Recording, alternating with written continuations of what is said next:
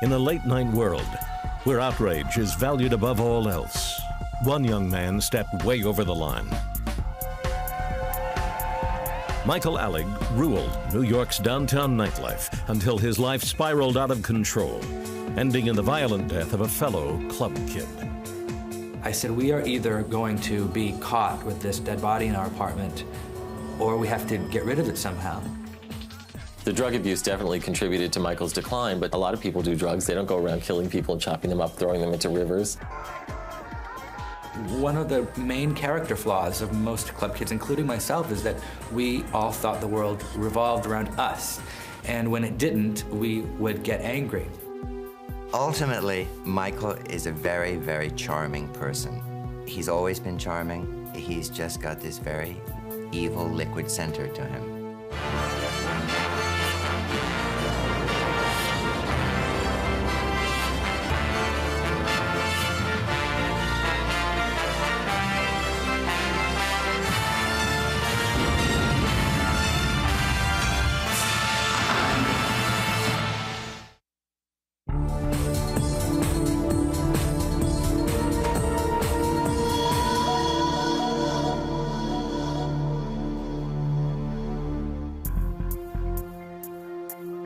Nightlife in New York City, the city that quite literally never sleeps, is defined by its hundreds of nightclubs. In the late 1980s, the most popular clubs were taken over by a colorful and often outrageous-looking group of young people called Club Kids. They were professional partygoers. Most were gay. Nightclub owners paid them to show up in wild costumes and dance all night long. Their antics drew people to the clubs. Many clubgoers happily parted with the $20 entrance fee just to see them. The head clown of this traveling carnival was a party promoter who, like so many true New Yorkers, came from somewhere else. His name was Michael Alig of South Bend, Indiana. I was the prototype of the club kid. They were misfits from outside of New York who came to New York because they were misfits and were looking desperately for a group to accept them. We wanted to be adored now, and that's what the club kids were all about. In the spring of 1996, a rumor started circulating through New York's in crowd of night crawlers. 25-year-old club kid and drug dealer Andre Melendez, called Angel because of his signature 6-foot wings, was missing. The word on the street was that Angel had been killed, dismembered, and his body parts dumped in the Hudson River. The purported killers were the king of the club kids, 30-year-old Michael Alig, and a friend, 28-year-old Robert Riggs.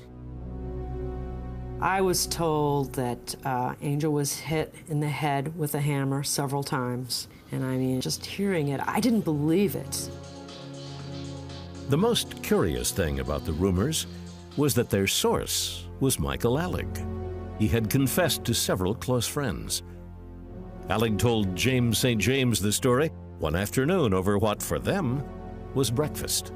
He sat me down and spread out tea and scones and bags of heroin and said, remember Angel? And I said, well, Michael, of course I remember Angel. And he said, well, we killed him.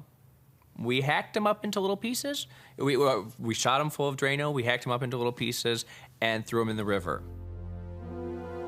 To his friends, Michael Alig's confession seemed strangely sincere. Then again, his judgment was so warped by drugs that many who heard the rumor figured it was just another one of his elaborate hoaxes.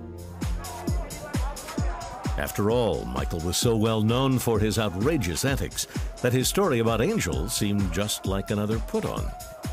He definitely has a prankster's personality, and nothing would excite him more than to see somebody a little bit uncomfortable. But part of it was attractive to people like myself because everyone's on such good behavior at these parties that it's kind of refreshing to see somebody act up and be the bad seed and break all the rules.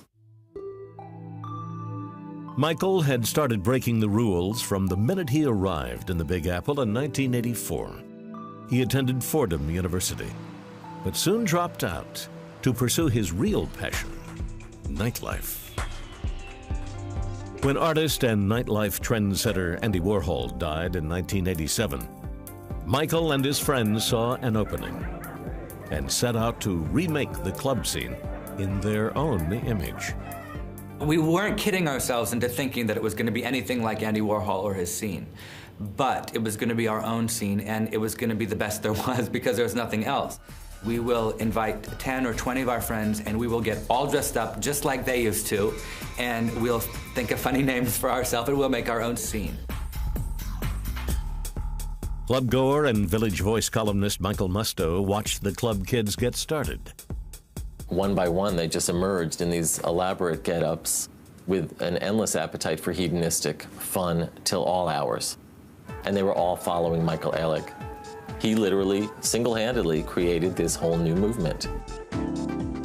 In 1988, New York Magazine introduced club kids to the rest of the city and the country. A 23-year-old Michael graced the cover. You know, I mean, he was staring out at you from every newsstand, and that's when everyone first took up and took notice and said, this boy has something, and maybe we better start paying attention. The article explained that AIDS had changed the nature of Manhattan's infamous club scene. Gone, it claimed, with the drugs and anonymous sex of earlier eras. Michael was the appealing, flamboyant Pied Piper of the new scene, where the emphasis was on dressing up, dancing all night, and going home alone. It was true, at least for a while. In 1990, the biggest club owner in the city, Peter Gatien, put Michael on his payroll for his string of downtown hotspots. Michael would pick a theme, hire a DJ to play the bass-infused dance music of the moment, and make sure that a quorum of his fellow club kids showed up. Michael was being paid for something he would otherwise do for free. In addition to his salary, he received a budget for each party in a lump sum. Michael would use that money to pay the kids to dress up in outfits, pay them to come, and supply everybody the party favors that made it all more extreme and more fabulous. Give me my money! Give me my money! Where's the money? Where's the music? Inevitably, drugs made their way onto the scene. First was the synthetic drug, ecstasy, an amphetamine that can heighten sexual experience. Soon, ecstasy was flooding the clubs. Although Michael had a reputation as a party monster, he initially stayed away from drugs. But eventually, he too started doing ecstasy. It was a spiritual thing, and people who didn't do drugs did ecstasy. And ecstasy was pharmaceutical, so it was made in a laboratory. It wasn't, made in a Colombian, you knew what it was. You knew what you were taking. And it had a stamp on it, and so it was good. It was quality. And it wasn't bad for you. It was good for you. Still, Michael tried to keep a clear head while he promoted the biggest parties in New York and cooked up his latest outrage. Like this one, an illegal outlaw party. Michael started throwing them frequently in surprise public locations. 12 o'clock midnight, everybody descends upon Burger King. The poor Burger King, workers are just helpless. They don't know what to do. It was destructive and anarchic. Those were the most fun you could ever have. The highlight of every party was the arrival of the police. Well, I think the police are going to arrest us now, so we have a choice of either going to, what part of the club, 2020 or Limelight? No. 60s curiosity Tiny Tim showed up at one party in a subway station and played a song for the camera, even after the police arrived. Down in the subway, oh, what a place. In August 1990, at a club called the Limelight, Michael debuted a new weekly party called Disco 2000. Every Wednesday night, clubgoers came to see what Alig's fertile, twisted imagination came up with next. It was just a cornucopia of fun, fabulous, outrageous people, mixed in with just some yuppies and some regular people, too. you could just kind of float through the crowd and dance and have just a kind of regular evening. But if you were looking for something a little kinky and twisted, it was there too. This went on for years. Alig cooked up the new idea, while owner Peter Gation took home enormous profits. An invite to Disco 2000, or one of Michael's other parties, was the ticket to have in New York's nightlife. Each party pushed the boundaries, even by Club Kid standards. Eventually, Michael would go too far. Hello, I'm Bill Curtis. In this wild clubland culture, the job of the club kids, including Michael Alig, was to put on shocking costumes and offend the sensibilities of the average clubgoer on a nightly basis. It was a world unconcerned with everybody else's rules, a lawless atmosphere where recreational drug use became commonplace. Hard drugs like cocaine and heroin would eventually be flaunted at the clubs, and drug dealers were there to feed the demand. Oscar Wilde once wrote, "The only way to get rid of a temptation is to yield to it." When everyone lives by that rule, something has to give. In this case, a Colombian drug dealer and club kid wannabe named Angel Melendez would end up paying the ultimate price.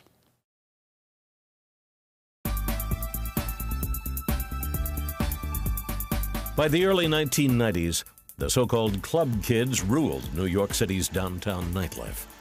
Why do you get into clubs, Michael? Because I'm fabulous.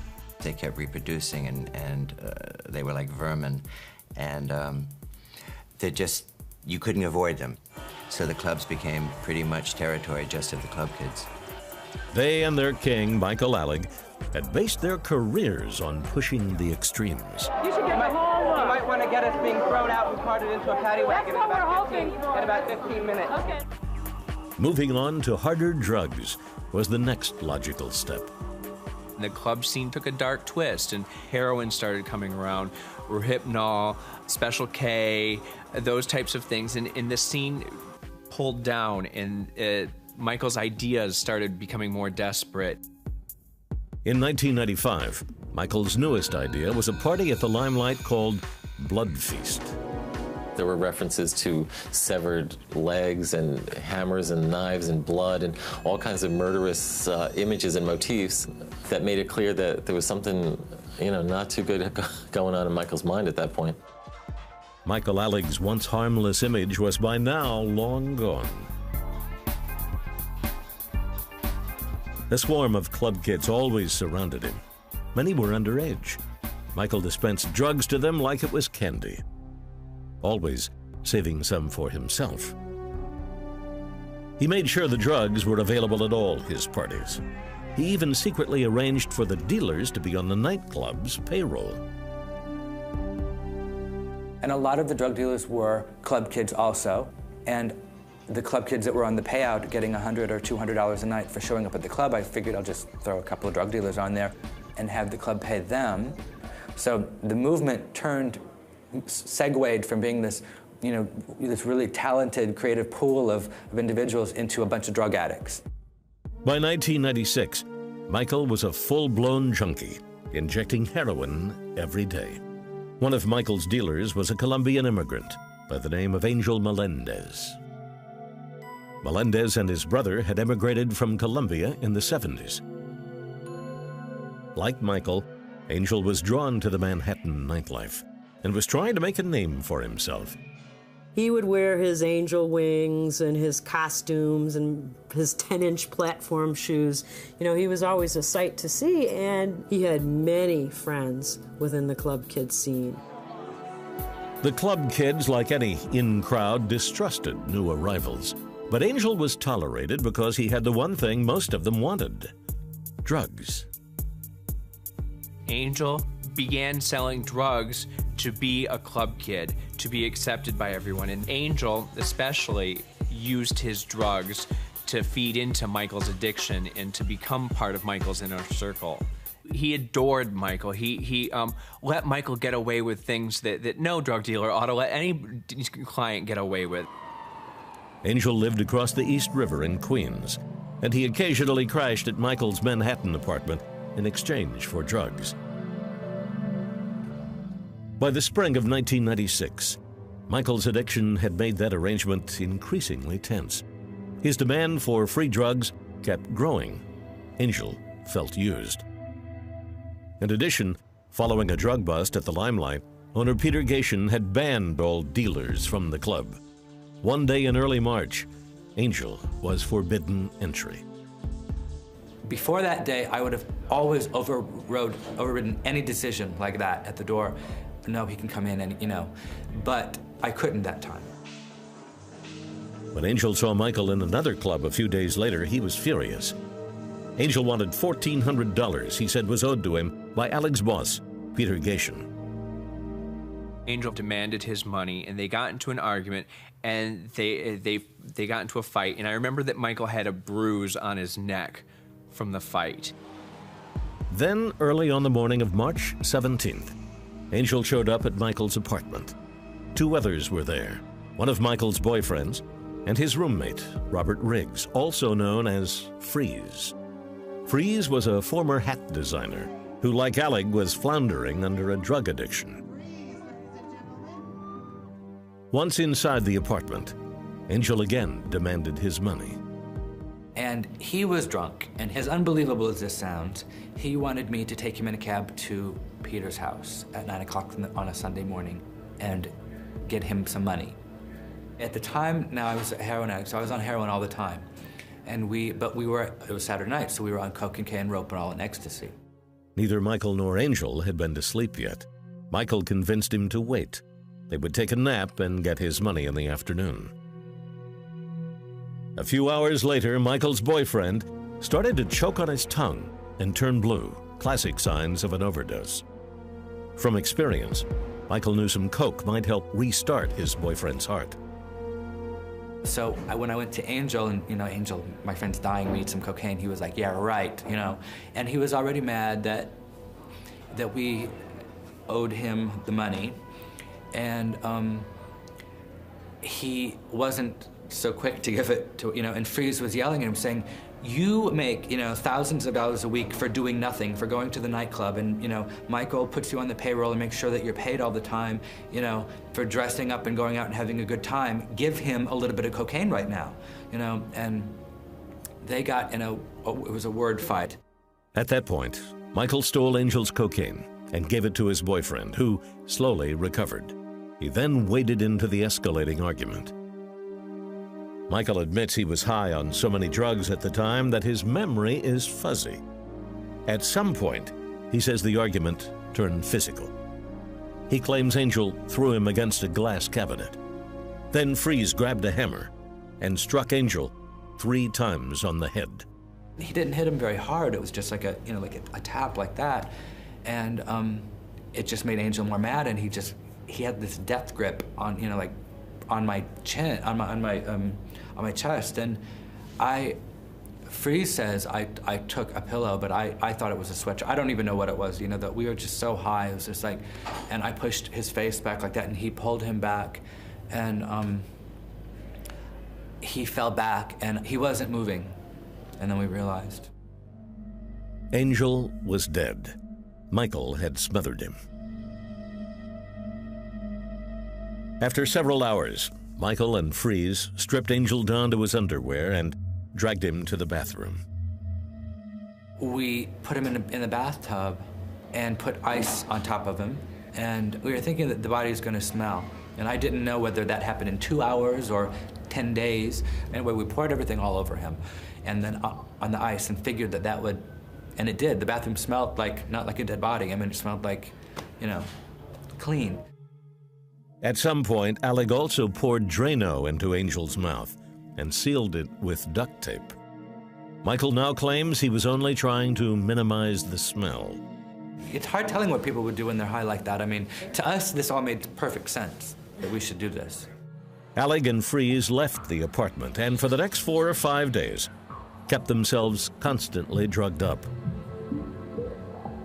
They periodically went back to replenish the ice.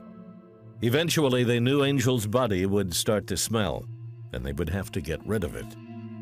All I remember saying is, Freeze, it's gone. It's much too late now to do anything, You know, to even call the police and say, oh, well, you know what, 10 days ago this happened and we just now decided to call you.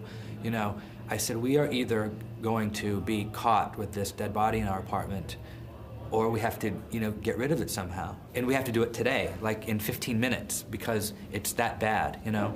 And when we walked into the apartment, it was that bad. Michael decided that the only way to remove the body from the apartment was to dismember it and put it into a box. Michael agreed to chop the legs off if Freeze gave him 10 bags of heroin, which was a lot, is a lot.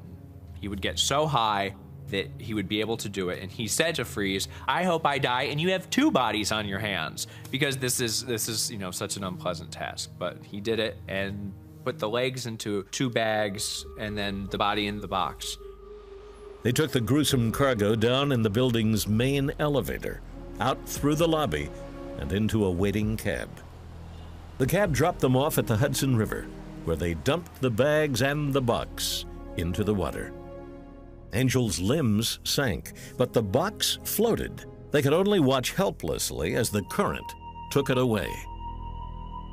Looking back now, Michael says he is not surprised that he found himself in this bizarre predicament. You know, and it's funny because my entire life I'd been working up to this. I'd been working up to wanting somebody to tell me no, whether it's in a relationship or in my job. I push and push and push limits and boundaries because I want somebody to tell me no, because when they tell me no, that means they love me. And I'm like that in every aspect of my life, and this was no different. I wanted somebody to tell me no, to punish me. Of course, if Michael Alig really wanted to be punished, he could have turned himself in. He didn't do that. And the fact is, the disappearance of a Colombian drug dealer was not exactly a high priority for the New York Police Department. So for months, Michael Alig remained untouched, and the questions around him kept growing.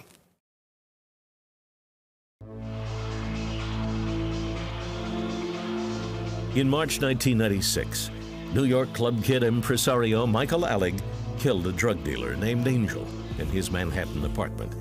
He and an accomplice named Robert Freeze Riggs dismembered Angel's body and dumped it in the Hudson River. Within days, Michael was on the phone at 5 in the morning to his mother in South Bend, Indiana. He was crying, he was blubbering, he would be saying things like, oh my God, I think I should just die. What have I done? Mom, what should I do? There was a murder, you know, and what murder? Well, Angel, but little pieces, Mom, little pieces. I didn't know what to make of it. I'm being woken up out of a deep sleep and I'm saying, Michael, you're high, aren't you? And he said, yes. So I didn't sing anything.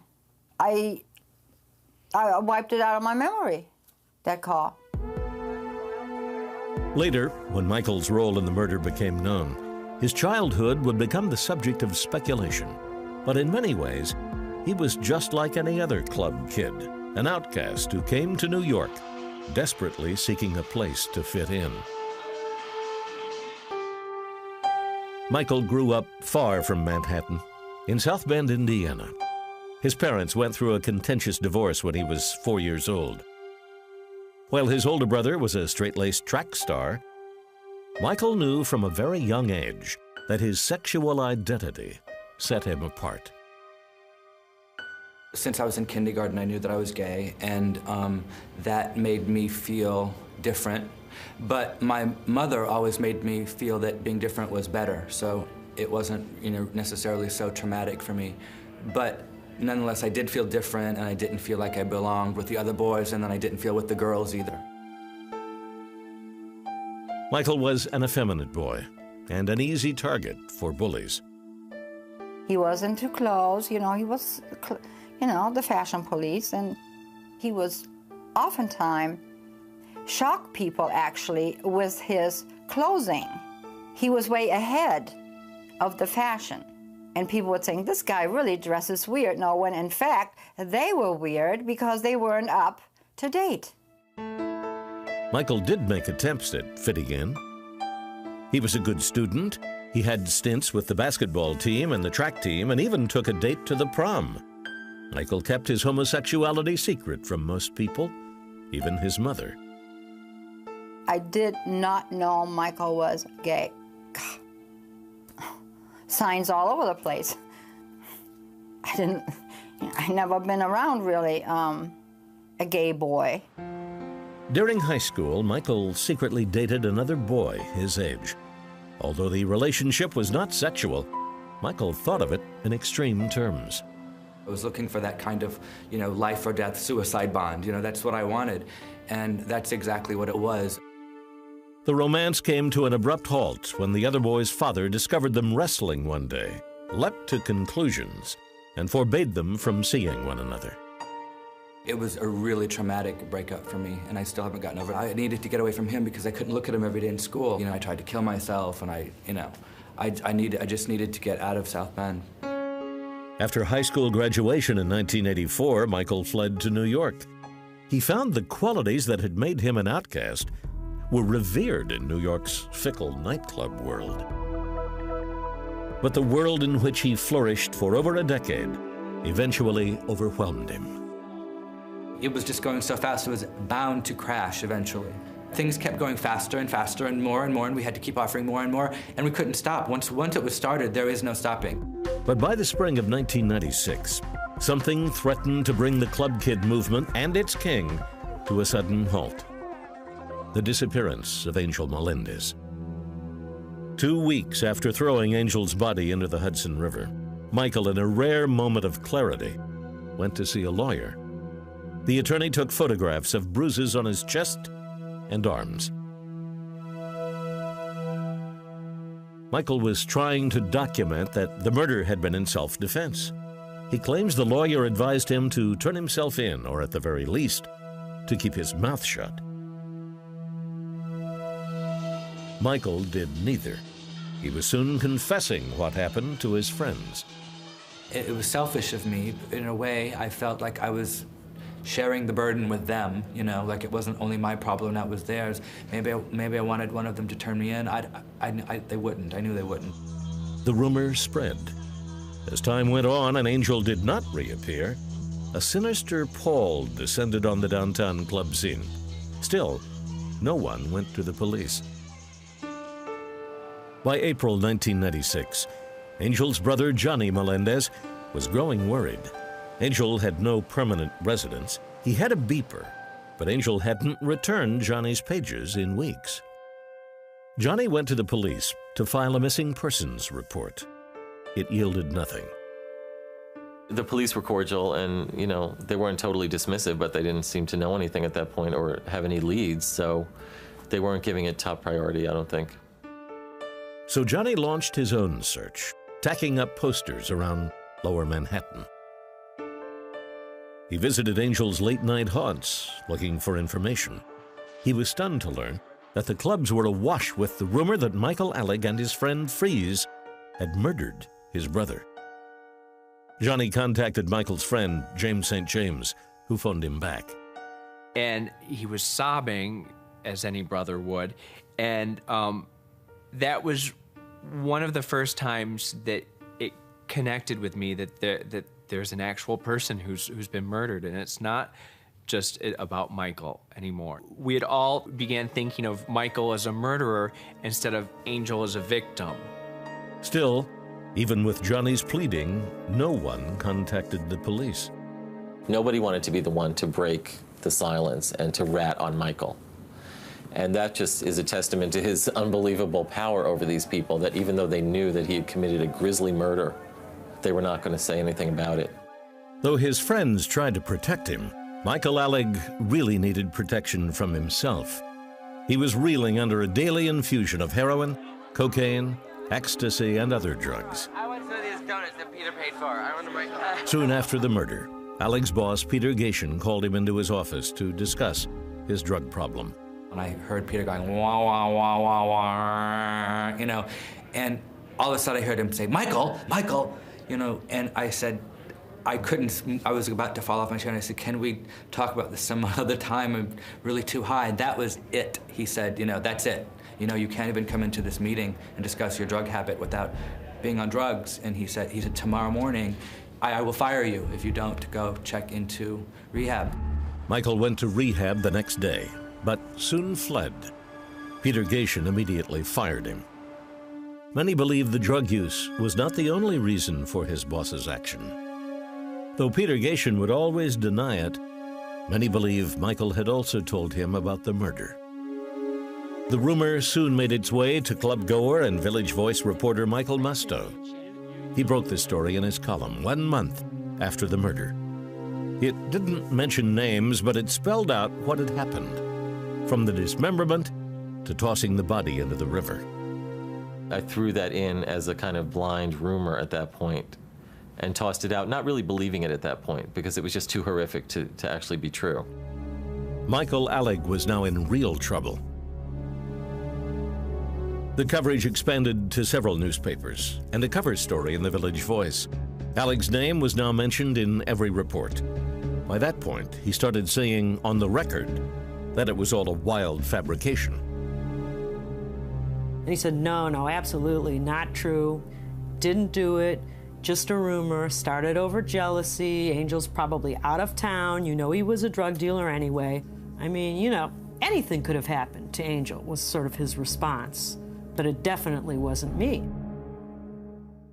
Despite the publicity, NYPD officials insisted that nothing could be done about the rumors surrounding Michael Alig unless they found the drug dealer's body.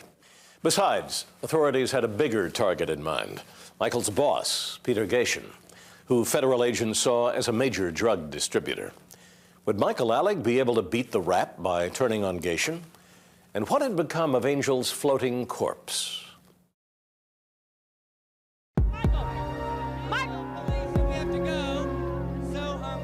By the summer of 1996, nightclub party promoter Michael Alig was being publicly linked to the murder of drug dealer Angel Melendez. Angel had been missing since March, and speculation about his whereabouts had become a regular item in the Village Voice. Other magazines picked up on it, TV started covering it, and it just, one thing led to another, to the point where the cops had no right to really not give this a lot of attention. But the police had other priorities. The rampant drug use in the clubs had made the entire downtown scene the target of a federal probe. Michael Alig's former boss, club owner Peter Gation, had been arrested by the Federal Drug Enforcement Administration. He was charged with distributing the drug ecstasy in his nightclubs. Within weeks, 2 DEA agents came knocking on Michael Alig's door. He was then living with a drug dealer, a woman named Brooke. Michael was worried the agents would question him about the murder, but he says they weren't interested. One of them answered the door, and I was doing lines, and my friend was doing lines, and they were like, you know, we're from the DEA, we're looking for Brooke, and we're like, oh, you know, hold on for a minute, you know.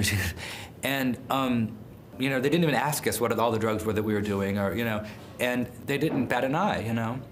They were just asking us questions about Peter. From that point on, I just knew that they only cared about Peter. Michael began having regular conversations with the DEA agents about testifying in a federal trial against Peter Gation. He claims they knew all about Angel Melendez, but were looking the other way.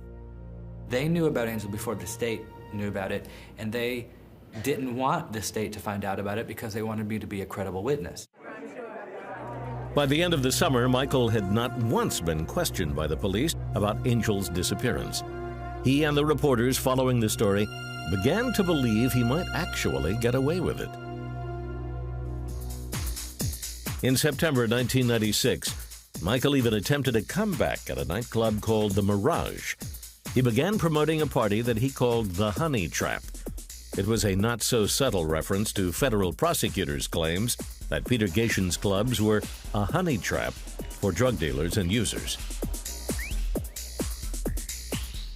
Alig seemed to be back to his old boundary-breaking form, but a current of tension was running below the surface. Attendance was low at the party, and the press was now portraying Alig as an unrepentant killer. Then, on Friday, September 8th, police fished a corpse out of the Harlem River. News reports speculated that it was the missing drug dealer. The body wasn't Angel's, but the story caught the attention of a police officer in Staten Island. He knew that they had an unidentified corpse in the morgue. The story was that Angel was chopped up and discarded into the Hudson River. Being that we had a body with missing body parts, we believe that, you know, certainly that we should do a check to see if we had that body. In fact, a body had been found back in April. A group of children had stumbled across a box on a Staten Island beach. The body was inside, wrapped in a sheet and then a blanket. And there were 3 blunt traumas to the back of the head, which apparently that looked like half moons, like the back of a hammer that you would bang a nail in. And the legs were cut off. The police in Staten Island used dental records to make a positive ID. On November 2nd, 1996, the day after what would have been Angel's 26th birthday, police announced that they had found the missing club kid. For 9 months, they had had a legless torso in the Staten Island police station. They said that, well, it was a different borough, you know, and we don't keep up with Manhattan, you know, crimes. It's a different borough of the same city. You know, it wasn't a murder in Timbuktu. How many legless torsos are there in New York that you can't coordinate bodies between boroughs? It turned out the medical examiner had originally misidentified the corpse as an Asian male. The discovery put Michael Alig in an uncomfortable position. Nearly every detail of the rumor was confirmed by Angel's corpse. Well, most of the crazy things we heard actually turned out to be true. I mean, the chopping off of limbs, the Drano, every hideous rumor turned out to be a horrible reality. There was no way Michael could explain it away as a coincidence, and no way for the police to ignore it. Now, under intense scrutiny from both local and federal authorities, Michael Alig fled New York City in November 1996 and holed up with a boyfriend at a motel in Toms River, New Jersey. On December 4th, 1996, the Manhattan DA's office issued a warrant for the arrest of Michael Alig and his accomplice, Robert Riggs.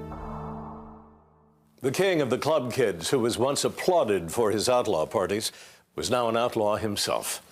At this late date, there didn't seem to be any reasonable way for Michael Alig to argue self-defense. But when he was finally hauled into court, he would try it anyway. In November 1996, police in Staten Island, New York, identified the mutilated body of missing club kid and drug dealer, Angel Melendez. For months, the leader of the club kids, Michael Alig, had been telling people he was the murderer. Now there was proof. For 13 years, Michael Alig's life had been one perpetual party. The party was over. On December 5th, at 3 a.m., police descended on the motel in Toms River, New Jersey, where Michael Alig was hiding out. Michael went quietly. He was handcuffed and escorted to a waiting squad car. The same day, his accomplice, Robert Freeze Riggs, was arrested in Manhattan. We had brought him to our office, in which time he made a full confession. He was so happy to get it off his chest and relieve himself of all the guilt that it was really no problem. Michael also says he was relieved it was over. It was just too big a secret, too intense of an emotional burden for me to know that I had done something so terrible and that for the rest of my life, I was going to have to deal with getting away with it. I wanted to be punished for it. However, Michael did not feel he had committed first-degree murder and pleaded not guilty. He insisted Angel had attacked him and that he and Freeze were just defending themselves. Alig's attorney, after looking into his client's background, firmly advised him to avoid a trial and work out a deal with prosecutors. As his lawyer, when I saw the posters of some of the parties and when I saw things in print that imitated the facts of the crime, which I knew about, then I was very much worried. So my advice to Michael was that our chances of winning are nil. On September 10th, 1997, Alig and Riggs pleaded guilty to manslaughter, and were both sentenced to 10 to 20 years in prison. When I was informed of this sentence, I was devastated. But I just wonder how John Melendez and his family feel now. 10 years for the mutilation of their brother, son. That's not American justice. Because of Alig's manslaughter conviction, the feds decided not to use him in their case against his former boss, Peter Gatien. In 1998, Gatien was tried on charges of permitting his clubs to become drug distribution centers. He was acquitted on all counts. Peter Gatien tried to rebuild his club empire, but in 2001, the limelight was sold. 2 years later, the Canadian-born promoter was ordered out of the U.S. Club kid scene pretty much instantly disappeared. It wasn't too fabulous to be a club kid after that. Some of them just fell by the wayside. Some of them are still kind of pathetically running around in club kid outfits, but they have nowhere to go. When we spoke to him, Michael Alig was living in the Clinton Correctional Facility in upstate New York, a world far removed from the glittery club scene he left behind. Behind bars, the gay party promoter has been a prime target for beatings or worse. Today, he lives in a special protective custody section that holds 200 other inmates. Alig is now drug-free. He says he has finally come to terms with the murder of Angel Melendez. Right now, whenever I feel like I'm in a terrible place, and I am, I think about Angel, and then I feel lucky about being here. I feel lucky that I'm alive, you know. I feel lucky that I'm sober, and I feel lucky that my senses are sharply tuned and focused again, and that I'm able to think clearly again, because I never thought that was possible. I don't think he's remorseful. I think that he's sad that his life is in chaos. I think he's sad that he's in prison, but he's what he's always wanted to be. He's a legend. Michael still keeps in touch with his old friends, many of whom remain fiercely loyal. In a sick way, Michael's having committed the murder and everyone knowing that he had, in a way, contributed to his allure almost. It almost made them more attracted to him because this made him more famous and more notorious. It was the ultimate act of outrage.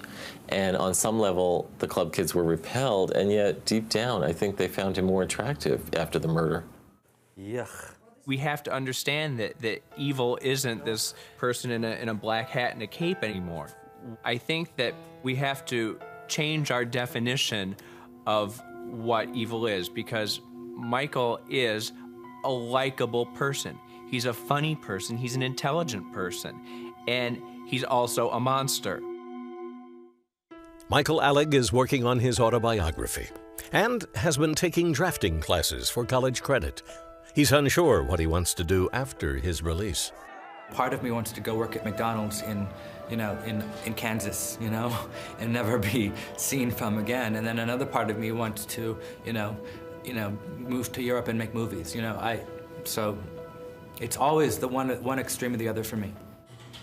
Michael could be out at the earliest in 2007. As a testament to his charisma, one of the officers who arrested him says he wants to be at Alig's release party. Ultimately, Michael is a very, very charming person, and he's always been charming, so it doesn't surprise me that people love him and want to nurture him and want to make a home for him when he comes out of prison and embrace him. It's just crazy to me, but it doesn't surprise me. The prosecution of Michael Alig's boss, Peter Gatien, was widely criticized as being overly aggressive. Perhaps for that reason, both the Manhattan District Attorney and the DEA declined an opportunity to speak to American Justice about this case.